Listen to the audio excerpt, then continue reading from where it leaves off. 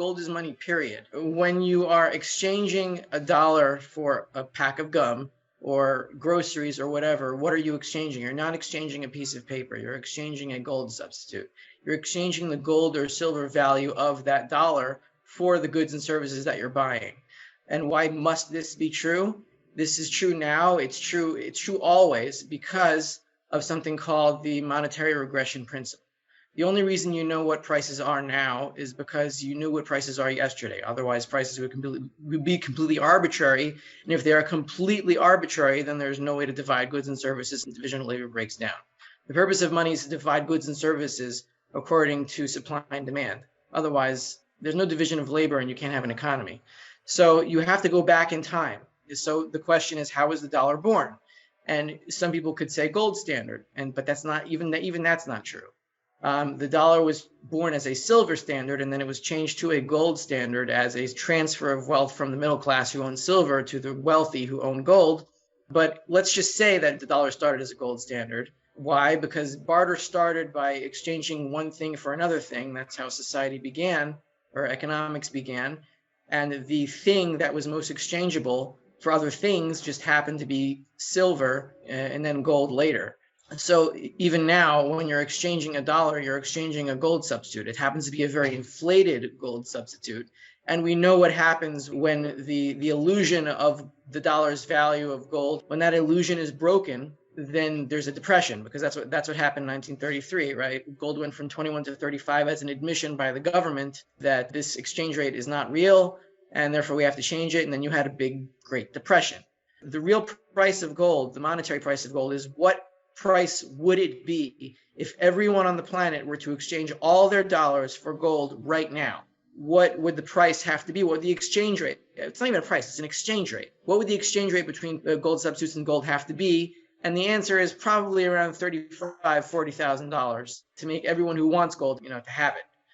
That's the monetary price. The price that we see on the futures exchange, that's the industrial price, because not everyone needs gold for industrial purposes, but everyone needs it for monetary purposes. Just they pretend that the dollar they have is gold, but not these exchange rates. The end game, we've seen it many times in history. Exactly how it's going to come to pass this time, I don't know, but I can imagine that it will be something like we've seen before, but global. What have we seen before in the end game? The end game is what the Austrian economist Ludwig von Mises calls the crack-up boom. So we know what booms are. Booms are when economic activity in fiat currency terms picks up, and it looks like everyone's rich because, the spending, the GDP goes up and blah, blah, blah. But GDP is really just another count of the money supply, because if you increase the money supply, you're going to increase the amount of dollars that are spent in an economy. It's kind of stupid. So the crack-up boom is otherwise known as hyperinflation, when the economy speeds up the economy. It's not really the economy, it's the amount of money substitutes being circulated in an economy. Speeds up to the point where the desire to hold cash balances as money itself falls to zero. And once the desire to hold money substitutes themselves falls to zero, then people are willing to spend an infinite amount of money, or infinite amount of currency, I should say, on anything, just to get rid of it. So that's the crack-up boom. That's what we're headed for. And it doesn't matter if we're talking about central bank digital currencies or paper money or whatever. It's all the same crap. It doesn't make a difference. I mean, people make this big deal out of central bank digital currencies, and it's a big deal in the sense that it robs everyone of any privacy whatsoever. But it's all the same fiat. So when it all goes to zero, that's it. It's all dead. It's all the same. So the crack-up boom is going to be something along the lines of what happened in Weimar, what happened in Zimbabwe, or what happened in any hyperinflationary country, except everywhere all at the same time. And what happened then in Weimar, Germany, you could buy, for example, a mansion in Berlin for like 4 or 5 gold coins. So I expect the people with physical gold to be able to amass huge amounts of real resources, and that's when the purchasing power of gold and silver goes through the roof. In the initial phase, when the real breakdown happens, it's going to have to be physical, because all trust in all money substitutes will be broken. It's not like people are going to have this revelation, oh, I understand what money is now, and I get what Rafi's saying when he talks about the monetary regression principle, and they're all going to suddenly study Austrian economics and become geniuses in economic theory. That's not what's going to happen. What's going to happen is the same thing that happens in every bubble. Whether it's Bitcoin, people chase Bitcoin because it's going up. People chase this stock, Tesla, whatever, because it's going up. People are going to chase gold and silver, not because they understand what money is, because it's going up. And it's going up because this is the end game and it's money.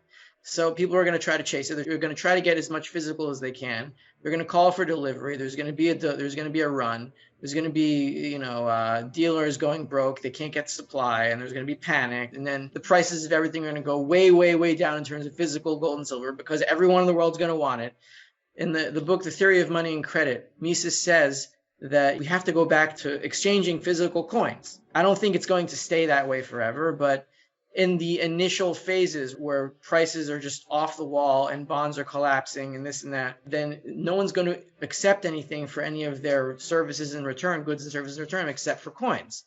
So you're going to need some of that. Are you going to need like huge mansions full of it? No, because I don't think it's going to last forever until someone's going to offer to store your gold and silver for some meaningful substitute, and then substitutes will come back to life, and there will be more trustworthy ones and less trustworthy ones. That's what it should be. Instead of a monopoly on the substitute supply, there should be competing currencies, and the dishonest ones will go out of business and the honest ones will live. There should be a free market in money. That's what I think is going to happen. I hope. Make sure that you're actually buying physical gold or physical silver. It doesn't really matter what kind. In the end game, when the end game really does come, ETFs are not going to help you. Forget it. Whether it's Sprott or GLD, Sprott is more trustworthy, yeah. But like if everyone's desperate and everyone calls Sprott at the same time saying, I have PSLV, I have PHYS, please give me my gold. Sprott's going to say, sure, here, it's going to mail it to you. It's not going to happen. Okay. I'm not saying it's not there. I'm saying you're not going to get it. You're going to have paper gold. And what are you going to do with it if the dollar can't buy anything? GLD is useful if you're trying to speculate using gold, right? And I do that. I don't do it with a huge amount of money. But if you want to play the options in the gold market for speculative purposes, then GLD would be the one to do. If you want to buy gold, GLD is not what you want to use at all. And neither is PHYS or anything from Sprott. So gold mining stocks, it's less of a problem to have ETFs because the ETFs are just baskets of shares, and there's much less of a chance that they're cheating and not actually holding the shares that they say they hold. They probably hold it. The question is like what happens to mining shares when there is an end game, and what I think is going to happen and why I advocate holding mining stocks in the first place is that when the currency collapses, and it will collapse to zero, then gold mining companies and silver mining companies will be practically the only companies that can pay you real dividends. How? With gold and silver certificates of their product, because they'll have the money and you'll be able to earn real dividends, and maybe they'll mail out certificates, and you can talk to your company and say, here's my certificate, mail me the gold. And when things settle down, eventually you'll probably be able to get it. Whereas with ETFs, I don't think so, because they're owned by banks. So you don't want to mess with those unless you're speculating on the gold price, which you can do. I just don't recommend it for an end game scenario.